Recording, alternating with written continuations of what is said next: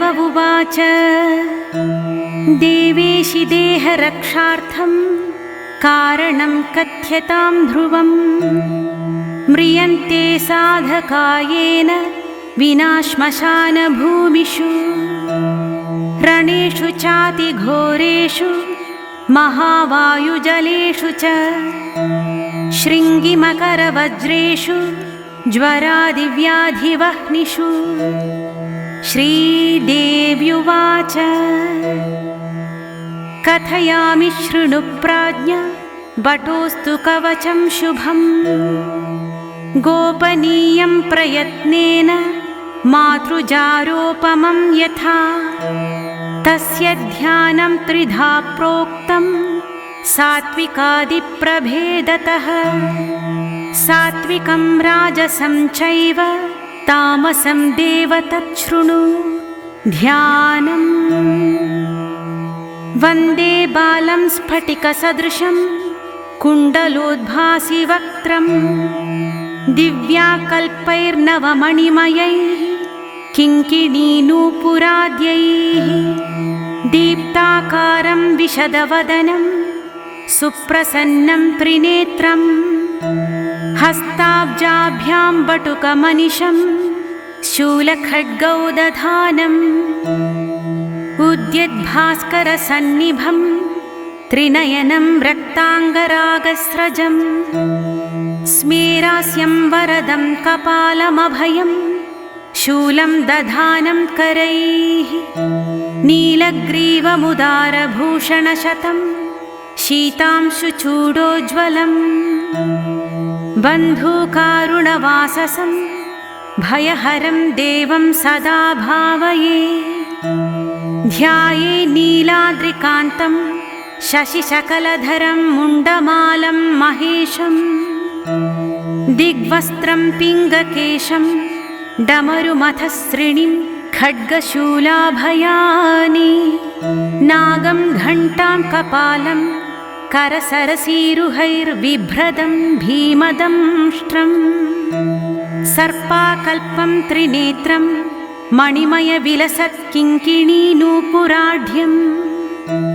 अस्य वटुकभैरवकवचस्य महाकाल ऋषिरनुष्टुप्छन्दः श्रीवटुकभैरवो देवतां बम्बीजं ह्रीं शक्तिरापदुद्धारणायेति कीलकं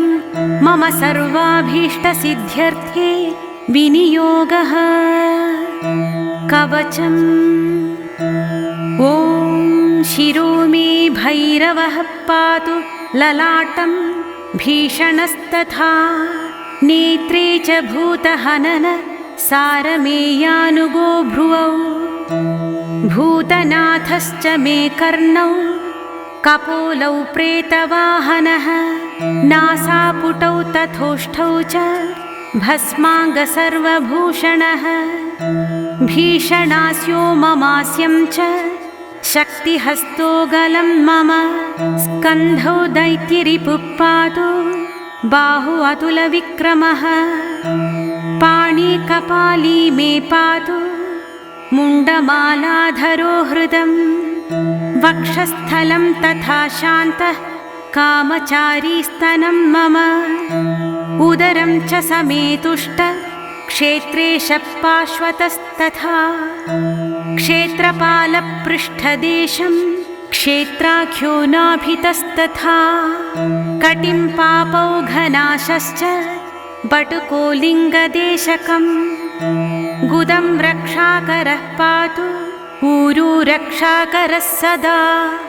जानू च घुर्घुरारावो जङ्घे रक्षतु रक्तपः गुल्फौ च पादुकासिद्धः पादपृष्ठं सुरेश्वरः आपादमस्तकं चैव आपदुद्धारणस्तथा सहस्रारे महापद्मे कर्पूरधवलो गुरुः पातु मां वटुको देवो भैरवः सर्वकर्मसु पूर्वस्यामसिताङ्गो मे दिशि रक्षतु सर्वदा आग्नेयां चरुरुः पातु दक्षिणे चण्डभैरवः नैऋत्यां क्रोधनः पातु मामुन्मत्तस्तु पश्चिमे वायव्यां मे कपाली च नित्यं पायात् सुरेश्वरः भीषणो भैरवः पातुत्तरस्यां दिशि सर्वदा संहार भैरवः पातु दिश्यैशान्यां महेश्वरः ऊर्ध्वे पातु विधाता वै पाताले नन्दिको विभुः सद्यो जातस्तु मां पायात् सर्वतो देवसेवितः वामदेवोऽवतु प्रीतो रणे घोरे तथावतु जले तत्पुरुषः पातु स्थले पातु गुरुः सदा डाकिनी पुत्रकः पातु दारां स्तुलाकिनी सुतः पातु साकलको भ्रातृन् श्रियं मे सततं गिरः लाकिनी पुत्रकः पातु पशूनश्वानजांस्तथा महाकालोऽवतु छत्रं सैन्यं वैकालभैरवः राज्यं राज्यश्रियं पायात् भैरवो भीतिहारकः रक्षाहीनं तु यस्थानं वर्जितं कवचेन च तत्सर्वं रक्ष मे देव त्वं यतः सर्वरक्षकः एतत् कवचमीशान तव स्नेहात् प्रकाशितं नाख्येयं नरलोकेषु सारभूतं च सुश्रियं यस्मै कस्मै न दातव्यं कवचेशं सुदुर्लभं न देयं परशिष्येभ्यः कृपणेभ्यश्च शङ्करः यो ददाति निषिद्धेभ्यः स वै भ्रष्टो भवेद्ध्रुवम्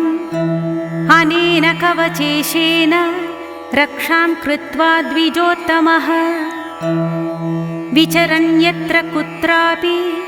विघ्नौघ्यै प्राप्यते न सः मन्त्रेण म्रियते योगी कवचं यन्न रक्षितः तस्मात् सर्वप्रयत्नेन दुर्लभं पापचेतसां भूर्जेरम्भात्वजेवापि लिखित्वा विधिवत् प्रभो धारयेत् पाठयेद्वापि सम्पठेद्वापि नित्यशः सम्प्राप्नोति प्रभावं वै कवचस्यास्य वर्णितं नमो भैरवदेवाय सारभूताय वै नमः नमस्त्रैलोक्यनाथाय नाथनाथाय वै नमः इति विश्वसारोद्धारतन्त्रे आपदुद्धारकल्पे भैरवभैरवी संवादे वटुकभैरवकवचं समाप्तम्।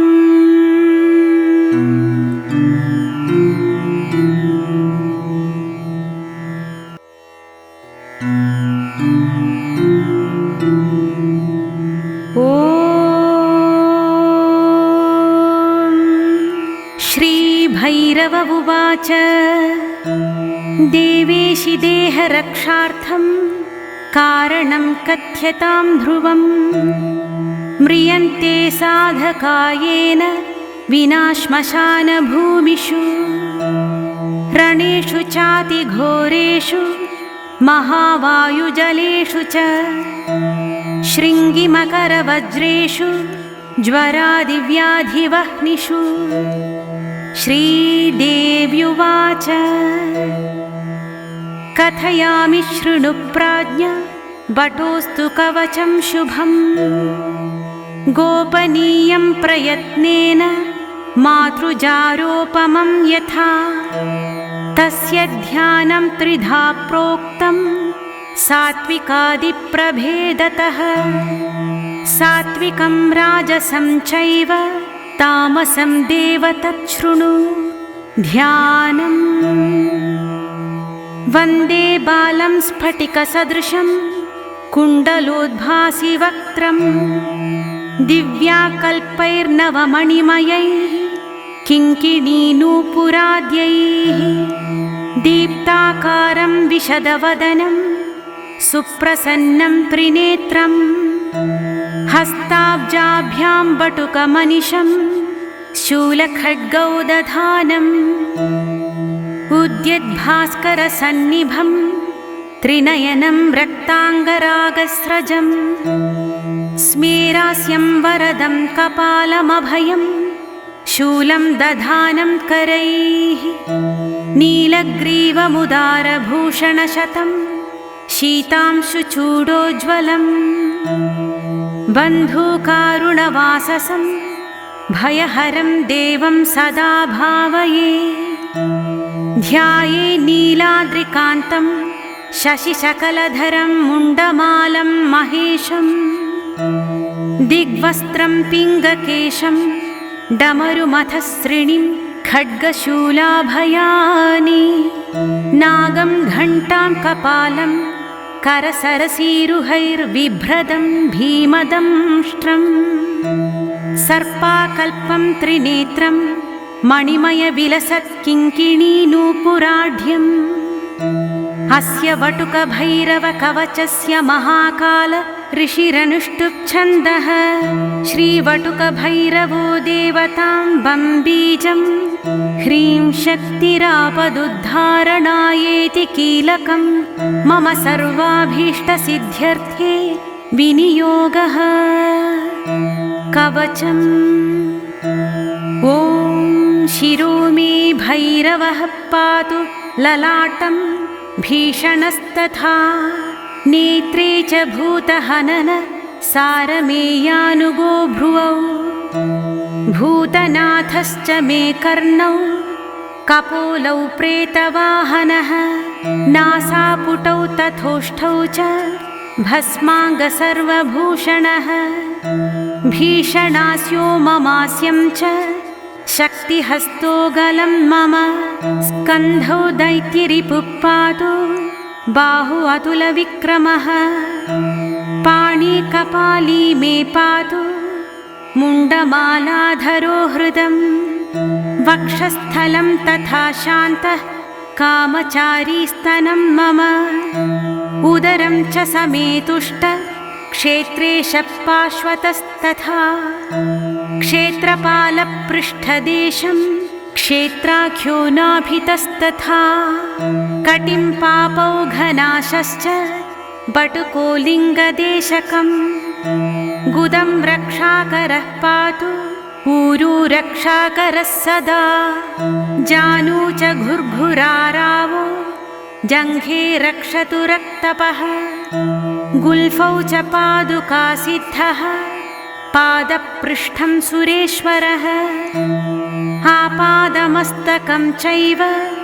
आपदुद्धारणस्तथा सहस्रारे महापद्मे कर्पूरधवलो गुरुः पातु मां वटुको देवो भैरवः सर्वकर्मसु पूर्वस्यामसिताङ्गो मे दिशि रक्षतु सर्वदा आग्नेयां चरुरुः पातु दक्षिणे चण्डभैरवः नैऋत्यां क्रोधनः पातु मामुन्मत्तस्तु पश्चिमे वायव्यां मे कपाली च नित्यं पायात् सुरेश्वरः भीषणो भैरवः पातुत्तरस्यां दिशि सर्वदा संहार भैरवः पातु दिश्यैशान्यां महेश्वरः ऊर्ध्वे पातु विधाता वै पाताले नन्दिको विभुः सद्यो जातस्तु मां पायात् सर्वतो देवसेवितः वामदेवोऽवतु प्रीतो रणे घोरे तथावतु जले तत्पुरुषः पातु स्थले पातु गुरुः सदा डाकिनी पुत्रकः पातु दारां स्तुलाकिनी सुतः पातु साकलको भ्रातृन् श्रियं मे सततं गिरः लाकिनी पुत्रकः पातु पशूनश्वानजांस्तथा महाकालोऽवतु छत्रं सैन्यं वैकालभैरवः राज्यं राज्यश्रियं पायात् भैरवो भीतिहारकः रक्षाहीनं तु यस्थानं वर्जितं कवचेन च तत्सर्वं रक्ष मे देव त्वं यतः सर्वरक्षकः। एतत् कवचमीशान तव स्नेहात् प्रकाशितं नाख्येयं नरलोकेषु सारभूतं च सुश्रियम्। यस्मै कस्मै न दातव्यं कवचेशं सुदुर्लभं न देयं परशिष्येभ्यः कृपणेभ्यश्च शङ्करः। यो ददाति निषिद्धेभ्यः स वै भ्रष्टो भवेत् ध्रुवम्। अनेन कवचेशेन रक्षां कृत्वा द्विजोत्तमः विचरन् यत्र कुत्रापि विघ्नौघ्यै प्राप्यते न सः। मन्त्रेण म्रियते योगी कवचं यन्न रक्षितः। तस्मात् सर्वप्रयत्नेन दुर्लभं पापचेतसा भूर्जेरम्भात्वजेवापि लिखित्वा विधिवत् प्रभो। धारयेत् पाठयेद्वापि सम्पठेद्वापि नित्यशः सम्प्राप्नोति प्रभावं वै कवचस्यास्य वर्णितम्। नमो भैरवदेवाय सारभूताय वै नमः। नमस्त्रैलोक्यनाथाय नाथनाथाय वै नमः। इति विश्वसारोद्धारतन्त्रे आपदुद्धारकल्पे भैरव भैरवी संवादे वटुक भैरव कवचं समाप्तम्।